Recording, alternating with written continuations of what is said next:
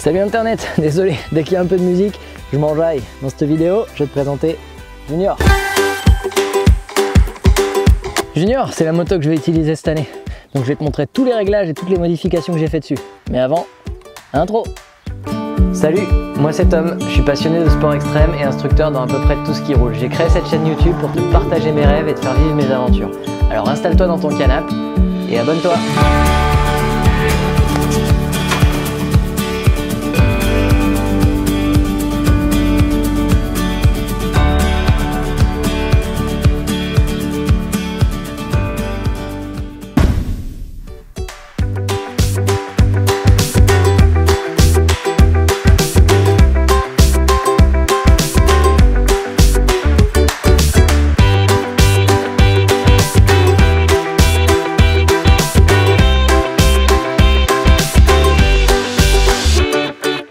Alors j'ai pas la prétention de te livrer les réglages ultimes, d'ailleurs je pense qu'il n'y en a pas, c'est simplement de partager ce qui marche pour moi. Alors Junior, c'est une 1250 GSA finition HP avec les 3 packs d'options, confort, dynamique et touring. Pourquoi je préfère la GSA? C'est une question qui revient souvent et avant de répondre à cette question, il faut déjà savoir pourquoi j'utilise Junior.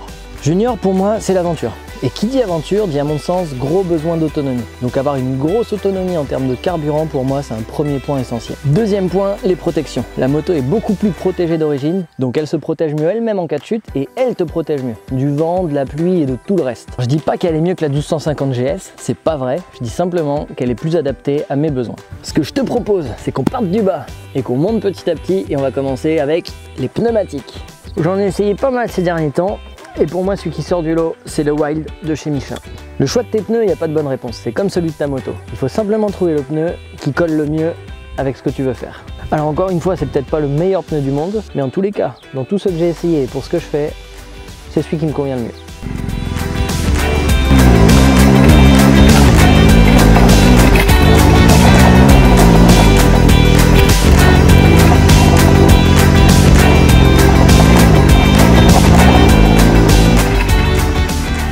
Dans mon cas, ce qui m'intéresse, c'est un pneu qui est capable de faire face à toute situation, aussi bien prévu qu'imprévu, que ce soit un bitume sec, humide, enneigé, de la terre, de la boue, du sable, ce que tu veux. Peu importe ce qu'on trouve par terre, il faut que j'ai un pneu qui soit capable de franchir cette situation. Alors en off-road, clairement, le pneu est super résistant, il y a très peu de crevaisons, même de crevaisons lentes.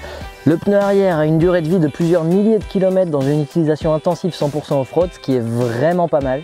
Et surtout, il a un train à vent d'enfer en tout terrain. Pour ce qui est de l'utilisation sur route, il a un grip qui est vraiment sympa sur le bitume en conditions secs.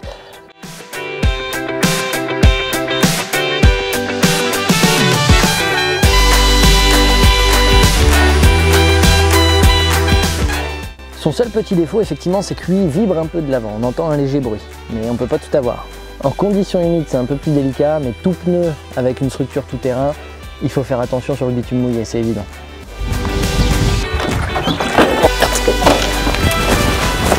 Ça va, je rigole, c'était fait exprès. Non, c'est parce qu'en vrai, on va passer à un autre point. On va parler du sabot en dessous de la moto. Tu sais, c'est le truc en dessous. Dessous. Alors, normalement, le sabot, il s'arrête ici à peu près, au milieu. Là, on a rajouté un sabot long parce qu'en tout terrain, c'est sûr et certain, tu vas toucher en dessous. D'ailleurs, on peut voir l'état en dessous, ça a frotté, hein. Ça a bien frotté.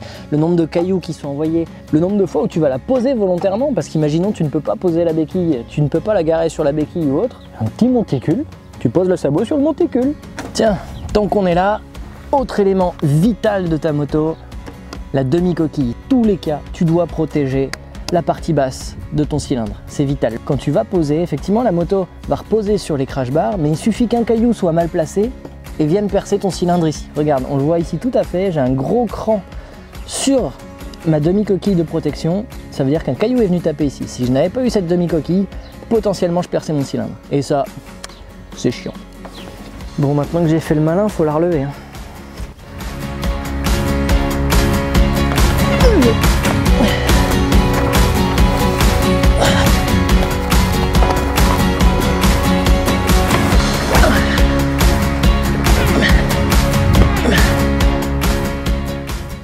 Putain, mais si seulement il y avait un tuto pour me montrer comment faire. Ah, bah ça tombe bien internet. Je crois qu'il y en a un juste là. On va essayer par la force de la pensée. Bon, maintenant, on va jaser suspension. Et pour ça, c'est plus facile de voir la moto de l'autre côté. Ouais, c'est mon côté Merlin l'Enchanteur. Au niveau des suspensions, Junior elle est équipée de l'ESA. L'ESA c'est un système de suspension électronique qui a été développé par BMW depuis plusieurs années. Alors nous concrètement ce qu'on voit au tableau de bord c'est les 3 positions, mini, maxi ou automatique. Vu que j'aime bien rouler avec des motos hautes, je l'ai mise en maximum et j'adorerais rouler comme ça. Erreur! Jusqu'à ce que j'ai une petite discussion avec des ingénieurs de BMW qui me disent c'est pas la meilleure solution. Bah, comment ça c'est pas la meilleure solution? C'est pas un ingénieur de merde dans son bureau de merde qui va me dire comment faire! Bah si. Si. Ce qu'il faut avoir en tête c'est que les suspensions c'est un facteur prédominant du coefficient d'adhérence. Le coefficient d'adhérence, c'est très simplement l'adhérence qu'a ta roue au sol. Donc nous en moto, forcément, on cherche à avoir le coefficient d'adhérence le plus élevé le plus souvent possible. Si tu mets ta moto en mini ou en maxi, en gros tu lui dis tais-toi, c'est moi qui gère, je veux que tu restes bloqué dans une configuration bien précise. Et la moto du coup n'en bougera pas. Si tu la laisses en automatique, ce que ta moto va faire, c'est qu'elle va travailler en permanence pour essayer de s'auto-réguler pour avoir le meilleur coefficient d'adhérence possible. Et ça, c'est pas mal quand même. Donc pour ce qui est de la selle, j'ai choisi de rester avec la selle Rally. Alors oui, elle est moins confort que la selle Confort par définition, mais son gros avantage, c'est qu'il n'y a pas de décalage de hauteur entre la place avant et la place arrière. Ce qui fait que quand on veut se déplacer sur la moto d'avant en arrière, eh ben, il n'y a absolument rien qui nous gêne. Pour l'échappement, j'ai mis un Akrapovic et ça c'est super utile pour... Ah bah rien du tout, ça fait juste plaisir. Au niveau du guidon, j'ai fait le choix de ne pas mettre de rehausse, alors je suis assez grand, je fais 1m85. J'ai simplement redressé mon guidon un petit peu vers l'avant. Je suis passé d'un angle de 0 degré à 10 degrés. C'est sûr que si je voulais être vraiment en position 100% off-road, je pourrais carrément le mettre largement plus en avant, voire peut-être même mettre des rehausses. Mais il ne faut pas oublier que c'est pas une moto d'enduro, c'est un maxi trail. Donc si je suis au top en off-road, mais qu'au bout de 5 minutes de roulage assis, j'ai plus d'épaule, il y a un truc qui me va pas. Donc là pour moi c'est la position universelle qui me va que je sois sur la route, en off-road, sur circuit, bref, dans toutes les situations, je suis à l'aise. C'est le meilleur compromis. Sur le guidon, tu vas retrouver la fixation que je te parlais dans ma précédente vidéo dans mon camion, la fixation Tigra. Pour moi, elle est vraiment top parce qu'elle est universelle, donc je peux l'avoir dans mon camion, dans ma chambre, sur mon vélo, sur ma moto, par mon téléphone qui me sert de GPS, sur la moto. Une des commandes les plus importantes pour moi sur ce guidon, c'est ce petit bouton, le e-call. Et même si je tombe jamais, mais arrête, tu tombes tout le temps. Non, je tombe jamais. Je tombe tout le temps. Tu vas la fermer, oui. Bon, ok, je tombe peut-être souvent. Bon, d'accord, je tombe tout le temps. Tomber pour un motard, on a souvent tendance à voir ça un peu en noir. Ce qu'il faut avoir en tête, c'est que la chute en off-road, elle fait partie du game. Si tu sors des routes bitumées, tu vas tomber. Et c'est pas gênant si tu respectes ces 3 règles. Ne pas te faire mal, ne pas abîmer la moto, et t'es parti à plusieurs, on arrivera à plusieurs. La 3e règle, elle est super importante, mais des fois, t'es amené à rouler tout seul. On est d'accord que c'est toujours mieux de partir à plusieurs, je pourrais pas vous donner de meilleur conseil que celui-là, mais dans certaines situations, on part tout seul. Par exemple, je suis amené à rouler très souvent tout seul pour aller ouvrir des nouvelles pistes, des nouveaux chemins pour l'enduropark ou pour l'extérieur, pour des projets que je vous annoncerai très bientôt. Et il y a plein de méthodes pour se mettre en sécurité et pas se mettre en danger. D'ailleurs, ça m'est jamais arrivé. Mais un jour pas fait comme un autre, si je m'en colle une vraie, ce petit bouton, c'est peut-être celui qui me sauvera la vie. Dès que la moto détecte une chute, elle lance un appel d'urgence. Alors on a un petit délai pour l'annuler, alors oui c'est chiant, je suis obligé à chaque fois que je tombe d'annuler cet appel, d'accord? Mais le jour où je m'en colle une vraie, c'est peut-être le truc qui me sauvera la vie. Alors pour moi, c'est super important. J'ai aussi installé sur la moto devant et derrière des fixations pour pouvoir mettre mes action cam. Je te mets le lien dans la description, alors c'est pas forcément les meilleurs, mais en tous les cas, franchement, pour moi, elles font bien le job. Si on revient sur la moto, j'ai fait le choix de prendre une bulle basse. Alors la bulle basse, oui, on est d'accord, elle protège 100 fois moins sur la route. Donc si je fais 90% de mes trajets sur autoroute, c'est pas le bon choix. Et vu que ce qui m'intéresse encore une fois, c'est de faire du off-road la plupart du temps, c'est vraiment ce qu'il faut. Pourquoi elle est essentielle? Parce que de 1, elle est basse comme son nom l'indique, donc tout ce que je vais prendre coup sur l'avant, eh ben, je vais pas avoir de risque de me prendre cette fameuse bulle qui va rentrer pile dans le trou du casque et qui va potentiellement venir me taper juste ici. Et deuxièmement, en cas de chute, elle dépasse largement moins, donc forcément, elle a beaucoup moins de risque de se casser. Alors pour ce qui est mode de conduite, je vais pas te redétailler le fonctionnement ici, on a fait un tuto avec Kenny et BMW sur ça, c'est juste là. Mais je vais te parler de quel mode j'utilise et pourquoi je les utilise. Donc sur la route, déjà la plupart du temps, j'utilise le mode Rain. Pourquoi? Parce que j'ai des pneus qui sont 50-50 et qu'en plus de ça, je suis la plupart du temps en pression tout terrain. Donc pour rouler à 80 km/h sur les routes et à 130 sur l'autoroute, le mode Rain me suffit largement. Ce qu'il faut avoir en tête, c'est que la moto, c'est un truc qui est vraiment merveilleux. On est beaucoup à être passionné de ça et c'est vraiment super. Mais si on prend rien qu'une statistique, c'est 1,6% du trafic et c'est 20% des tués chaque année. Ouais, ça fait mal, hein. Alors vu que personnellement il n'y a rien de plus con pour moi que de mourir sur la route, le mode Rain me sécurise vraiment et pour rouler tranquille il suffit largement. Si je vais sur circuit, là c'est une autre histoire. Pour le off-road, il y a cet éternel débat entre le mode enduro et le mode enduro pro. Ce qu'il faut avoir en tête, c'est qu'il n'y a pas très longtemps de ça encore, typiquement avec les derniers modèles de 1200 GS, je vous aurais dit de vous mettre en enduro pro très rapidement. Sur la 1250, le mode enduro reprend 80% des caractéristiques du mode enduro pro des dernières 1200 GS. Donc le mode enduro est déjà radicalement efficace. Pour vous donner un exemple, à l'Enduro Park, toutes les motos sont réglées en mode enduro et pas en mode enduro pro. Et si on en vient à faire des chemins qui sont d'une difficulté certaine, on passe en mode enduro pro. Et pour vous donner un ordre d'idée, c'est arrivé une fois sur toute la saison 2019.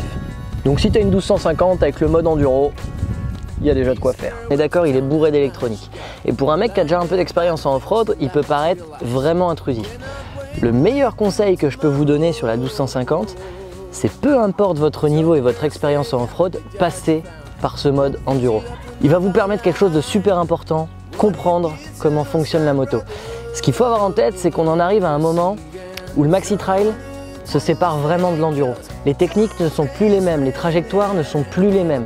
Donc l'enduro a ses propres techniques, le maxi trail aussi.